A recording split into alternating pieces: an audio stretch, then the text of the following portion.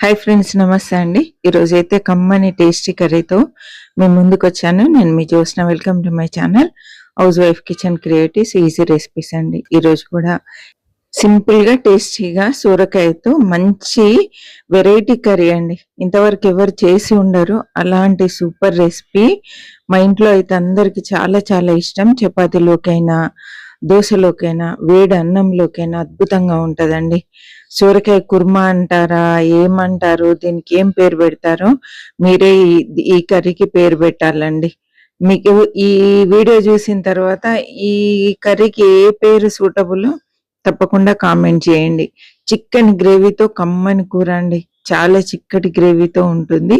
తప్పకుండా చూస్తున్న ప్రతి ఒక్కరు లైక్ చేయండి, కామెంట్ చేయండి. నేనైతే సగం సూరకాయ ముక్క తీసుకొని ఇట్లా ఫోర్క్ తీసుకొని చక్కగా ఇట్లా ఘాట్లు పెడుతున్నా అండి. అంటే హోల్స్ వేస్తున్నాను. ఇలా చేయడం వల్ల ముక్కలకి ఉప్పు కారం పట్టుకొని మంచి రుచి ఉంటుంది. లేత సొరకాయ అయితే చాలా బాగుంటుందండి. ఇదైతే మరీ లేతగా లేదు, మామూలుగా ఉంది. సొరకాయ మొత్తం ఇలాగే హోల్స్ పెట్టాను. ఇప్పుడైతే పైన ఉన్న తొక్క తీసేద్దాం. లేత సొరకాయ అయితే తొక్క తీయాల్సిన పని లేదండి. ఇది కొంచెం పెద్ద సొరకాయ కాబట్టి నేను తొక్క తీస్తున్నాను. మీకు లేత దొరికితే మాత్రం డైరెక్ట్ గా కట్ చేసుకోవడమే అండి. ఇలా పొడుగ్గా ఒకసారి కట్ చేసి మళ్ళీ మధ్యలోకి కట్ చేయాలండి. సొరకాయను మధ్యలోకి కట్ చేసి ఈ మధ్యలో ముక్కను కూడా మళ్ళీ రెండుగా కట్ చేసుకోవాలి. ఇలా రెండుగా కట్ చేసి పెద్ద పెద్ద ముక్కలుగా కట్ చేసుకోవాలి. కొంచెం పెద్ద ముక్కలుగా చేయాలి కాబట్టి నేను దీనికి హోల్స్ పెట్టాను. హోల్స్ పెడితే మంచిగా మసాలా పట్టుకుంటుందని. ఈ ముదిరింది కాబట్టి ఈ గువ్వం అంతా తీస్తున్నా అండి, లేకపోతే గువ్వం కూడా వేసేసుకోవచ్చు. చూసారా, ఇలా అన్ని ముక్కలు కట్ చేసి పెట్టేసుకోవాలండి. కొంచెం పెద్ద ముక్కలుగా ఉంటేనే బాగుంటుంది. ఇది పక్కన పెట్టి ఒక మిక్సీ జార్ తీసుకొని ఇప్పుడు మసాలా ప్రిపేర్ చేద్దాము. ఈ మసాలా చాలా ఇంపార్టెంట్ అండి. చూసారా, కొంచెం ఒక టీ స్పూన్ నిండుగా శనగపప్పును ఒక 1 అవర్ సేపు నానబెట్టుకోవాలండి. గంట సేపు నానిన తర్వాత ఈ పప్పు మిక్సీ జార్లో వేసేసుకోవాలి. ఇప్పుడు 1 టేబుల్ స్పూన్ పల్లీలు, ఒక 4 చిన్న ముక్కలు కొబ్బరి, 2 టీ స్పూన్ల నువ్వుల పొడి అండి. వేంపి పొడి వేసిన నువ్వుల పొడి వేసుకోవాలి. నువ్వులు వేసుకున్నా పర్లేదు, వేంపిన నువ్వులు వేసుకున్నా పర్లేదండి. ఒక 2 టమాటాలు, వేయించి పొడి వేసినటువంటి మెంతి పొడి ఒక 1/2 టీ స్పూన్ తప్పకుండా వేయండి. ఈ మెంతి పొడితోటే ఈ కర్రీకి రుచి వస్తుందండి.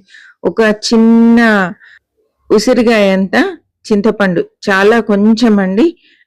చింతపండు వేసినట్టు తెలియనంత చాలా తక్కువ వేసేసి నీళ్లు పోసి ఇలా మెత్తగా రుబ్బేసుకోవాలి. చూసారా ఎంత క్రీమీగా కనబడుతుందో. అన్ని ఇంట్లో ఉన్న వాటితోటే మనం ఈ మసాలా ప్రిపేర్ చేసుకోవచ్చండి. ఇది పక్కన పెట్టేసి ఒక కడాయి తీసుకోవాలి. ఈ కడాయిలో 1 టేబుల్ స్పూన్ ఆయిల్ వేసుకోవాలండి. మరి ఎక్కువ ఆయిల్ పట్టదు. 1 టేబుల్ స్పూన్ ఆయిల్ వేసేసి ఆయిల్ అంతా మంచిగా వేడైన తర్వాత కొంచెం చిటికెడు పసుపు వేయాలి.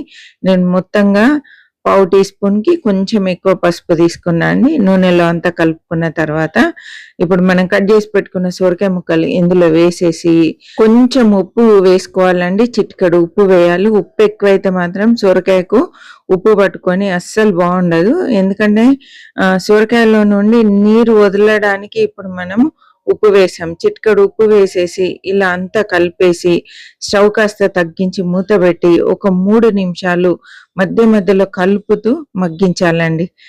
3 నిమిషాల వరకు ఈ ముక్కలన్నీ మంచి కలర్ లోకి వచ్చేస్తే ఇలా కలర్ లోకి మారేంత వరకు వేపుకోవాలండి. మూత పెడుతూనే వేపుకోవాలి. చూడండి, ఇప్పుడు మంచిగా చక్కగా సొరకాయ ముక్కలన్నీ మగ్గిపోయాయి. ఇలా మగ్గిన తర్వాత ఇప్పుడు మనం ఒక ప్లేట్లోకి ఇవన్నీ తీసి పక్కన పెట్టేసుకోవాలి. ఖచ్చితంగా ఇలా వేగి తీరాల్సిందే అండి, లేకపోతే మాత్రం రుచి బాగుండదు.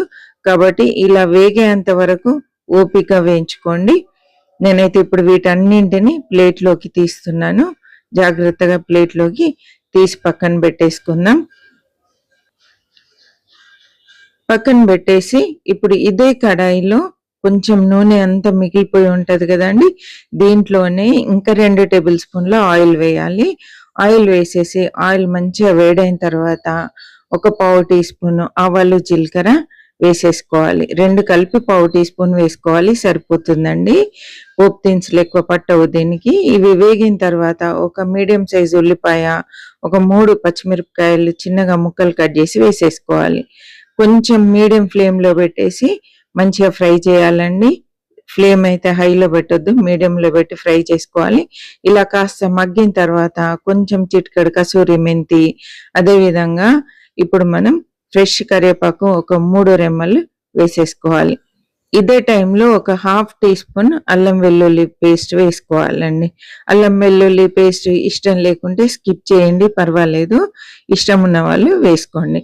అల్లం వెల్లుల్లి పచ్చివాసన పోయేంత వరకు ఫ్రై చేసుకొని ఇప్పుడు ఇందులో మిగతా పసుపు వేసేసుకొని, అదేవిధంగా ఇప్పుడు ఒక టేబుల్ స్పూన్ ధనియాల పొడి, పచ్చి ధనియాల పొడి తాలింపులో వేసుకోవాలండి. కారం కూడా హాఫ్ టీ స్పూన్ వేస్తున్నాను. మీ రుచిని బట్టి మీకు సరిపోని వేసుకొని ఇలా మంచిగా కలర్ చేంజ్ అయ్యేంత వరకు వేపుకోవాలండి. ఇలా వేగిన తర్వాత ఇందులో మసాలా వేసేసుకోవాలి. మనం రుబ్బి పెట్టుకున్న మసాలా మొత్తం వేసేసి కొన్ని నీళ్లు వేసి ఆ నీళ్లతో జారు కడిగి ఇందులో వేసేయాలి. అదేవిధంగా ఒక టేబుల్ స్పూన్ పెరుగు వేయాలండి. చిక్కటి పెరుగు ఒక టేబుల్ స్పూన్ వేస్తే సరిపోతుంది. ఉప్పు మాత్రం 3/4 టీ స్పూన్ వేస్తున్నాను. ముందుగా ముక్కలకు సరిపోను వేసాము, ఇప్పుడు గ్రేవీకి సరిపోను ఉప్పు వేసాము. అంతా ఒకసారి మంచిగా మిక్స్ చేసుకోవాలండి. చక్కగా మిక్స్ చేసేసి మూత పెట్టి ఒక 2 నిమిషాలు ఈ మసాలా అంతా మగ్గిపోయేంత వరకు మధ్య మధ్యలో మూత తీసి కలుపుతూ మంచిగా ఉడికించుకోవాలండి. ఇలా ఉడికితే బాగుంటుంది. ఆయిల్ అంతా బయటకు వచ్చేసి మసాలా అంతా కడాయి నుండి ఇలా సపరేట్ అయ్యేంత వరకు మనము ఉడికించాలి. చూసారా, చక్కగా ఉడికిపోయింది. ఇప్పుడు మనం వేంపి పెట్టుకున్నటువంటి సొరకాయ ముక్కలు ఇందులో వేసేసి అంతా ఒకసారి కలుపుకోవాలండి. అంతా కలిపేసి ఇప్పుడు ఒక హాఫ్ గ్లాస్ వాటర్ వేయాలి. నేనైతే ఫుల్ గ్లాస్ తీసుకున్నాను, ఎన్ని పడతాయో చూద్దాం. నాకైతే ఒక హాఫ్ గ్లాస్ వరకు పట్టాయి. మనం చిక్కదనం చూసి వాటర్ వేసుకోవాలి, ఎందుకంటే ఈ కర్రీ క్రీమీగా చిక్కగా దగ్గరకు ఉంటుంది కాబట్టి నీళ్ళు ఎక్కువ పట్టవండి. ఒక హాఫ్ గ్లాస్ వాటర్ వేసాను. అంతా కలిపేసి కొంచెం బటర్ వేసుకోవాలండి, అప్పుడే ఈ కర్రీకి మంచి రుచి వస్తుంది. ఫ్రెష్ బటర్ మీ దగ్గర ఉన్నదైనా పర్లేదు. నేనైతే అమూల్ బటర్ వేసాను, చిన్న ముక్క. మీడియం ఫ్లేమ్లో పెట్టి ఒక 3 నిమిషాలు ఉడికించానండి. దీన్ని మధ్య మధ్యలో కలుపుతూ ఉడికించాను. చక్కగా గ్రేవీ అయితే క్రీమీగా తయారైంది. చూసారా ఎంత బాగైందో. అసలు ఇందులో ఏమేమి వేసినామో ఎవరికి అర్థం కాదండి, అంత టేస్టీగా ఉంటది. ఒక చిటికెడు గరం మసాలా, హోమ్ మేడ్ గరం మసాలా వేసేసుకొని ఫ్రెష్ కొత్తిమీర గుప్పడి వేసేసుకొని అంతా కలిపేసి ఒకసారి మంచిగా కలిపేసి స్టవ్ ఆఫ్ చేసుకోవడమే అండి. చూసారు కదా, చాలా సింపుల్ గా ఎంత టేస్టీ కర్రీ చేసామో. నిజంగా అండి అమృతమే, అంత టేస్టీగా ఉంటది. నేనైతే ఇప్పుడు స్టవ్ ఆఫ్ చేస్తున్నాను, సర్వింగ్ బౌల్లోకి తీసుకుంటున్నాను. ఈ రెసిపీ ఎలా అనిపించింది ఏంటి అనేది తప్పకుండా కామెంట్ చేయండి. ఇది చపాతీలోకి, రైస్లోకి, పూరీలోకి, దేంట్లో అయినా అద్భుతంగా ఉంటది. బగారా రైస్ లోకి కూడా సూపర్ ఉంటదండి. తప్పకుండా ట్రై చేయండి. నచ్చినట్లయితే లైక్ చేయండి, షేర్ చేయండి, సబ్స్క్రైబ్ చేయండి. మరి ఒక మంచి వీడియోతో మళ్ళీ కలుద్దాం. అప్పటి వరకు సెలవు అండి. చివరి వరకు చూసినందుకు థ్యాంక్ యూ సో మచ్ అండి.